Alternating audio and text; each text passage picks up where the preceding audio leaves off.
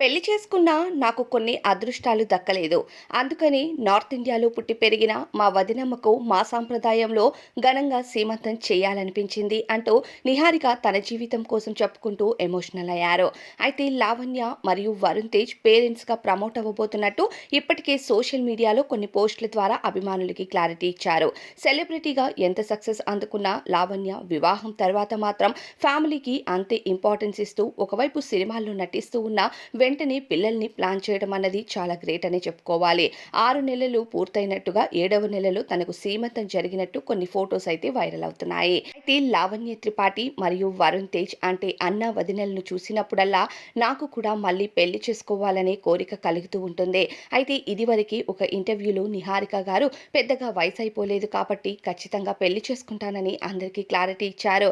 అన్న వదినలను చూసినప్పుడు ఆమెకు పెళ్లిపైన మళ్ళీ ఆసక్తి కలుగుతున్నట్టుగా తెలియచేశారు నిహారిక కొణిదెల. ఏది ఏమైనా సరే నిహారిక కొణిదెల కూడా మళ్ళీ వివాహం చేసుకొని ఫ్యామిలీ లైఫ్‌లో హ్యాపీగా సెటిల్ అవ్వాలని మనం కూడా కోరుకుందాం.